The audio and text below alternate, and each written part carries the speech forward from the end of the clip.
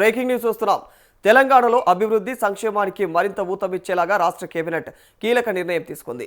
ముఖ్యమంత్రి అధ్యక్షతన సచివాలయంలో జరిగినటువంటి మంత్రివర్గ సమావేశంలో పేద మధ్యతరగతి కుటుంబాల సొంతింటి కళ నుంచి కూడా రాష్ట్రానికి భారీ పెట్టుబడుల ఆకర్షణ వరకు పలు అంశాలపైన కీలక నిర్ణయాలకు ఆమోదం తెలిపింది.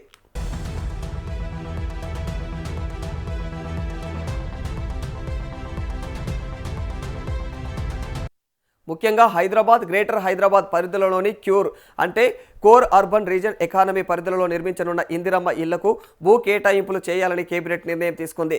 అర్హులైనటువంటి పేద మధ్యతరగతి కుటుంబాలకు ఇళ్ల నిర్మాణానికి అవసరమైనటువంటి స్థలాల కేటాయింపు ఆ ప్రక్రియను వేగవంతం చేయాలని అధికారులను ఆదేశించింది.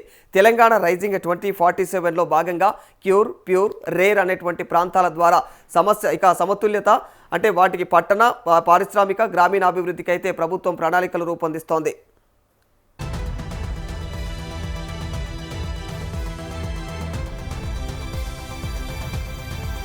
ఇక రాష్ట్రానికి భారీగా పెట్టుబడులను ఆకర్షించడమే లక్ష్యంగా తెలంగాణ రైజింగ్ గ్లోబల్ సమ్మిట్ 2.0 నిర్వహణకు కేబినెట్ గ్రీన్ సిగ్నల్ ఇచ్చింది. డిసెంబర్ 7, 8, 9 తేదీల్లో గతేడాది కంటే కూడా మరింత ఘనంగా ఈ యొక్క సదస్సును నిర్వహించాలని చెప్పేసి నిర్ణయించింది. ఇన్వెస్ట్ తెలంగాణ థీమ్తో ప్రపంచ పెట్టుబడిదారులను ఆకర్షించేలాగా అయితే సమ్మిట్ను నిర్వహించనున్నారు. తెలంగాణలో పెట్టుబడులకు ఉన్నటువంటి అవకాశాలు, ప్రభుత్వం అందిస్తున్నటువంటి సదుపాయాలు, పరిశ్రమకు అనుకూలంగా విధానాలను అయితే ప్రపంచ వేదిక పైన ఖచ్చితంగా ప్రదర్శించడమే అయితే ప్రధాన లక్ష్యంగా పెట్టుకుంది. అధికారిక ఇన్వెస్ట్ తెలంగాణ వేదిక కూడా రాష్ట్రాన్ని పెట్టుబడులకు అనుకూలమైనటువంటి గమ్యస్థానంగా టీజీ ఐపాస్ ద్వారా వేగవంతమైనటువంటి అనుమతులు కల్పించే రాష్ట్రంగా అయితే ప్రదర్శిస్తోంది.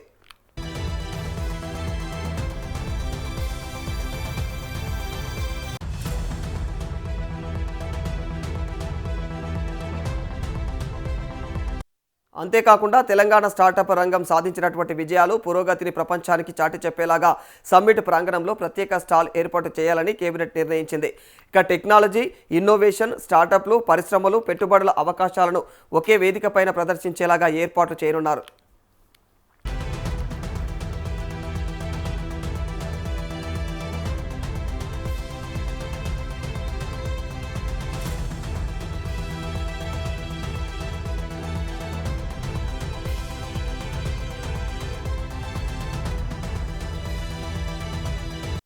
మొత్తంగా చూస్తే ఒకవైపు అర్హులైనటువంటి కుటుంబాలకు ఇందిరమ్మ ఇళ్ల కోసం భూ కేటాయింపులపైన ఫోకస్ పెట్టినటువంటి ప్రభుత్వం, మరోవైపు ప్రపంచ పెట్టుబడులను తెలంగాణకు తీసుకురావడమే లక్ష్యంగా తెలంగాణ రైజింగ్ గ్లోబల్ సమ్మిట్ 2.0కు సిద్ధమవుతోంది.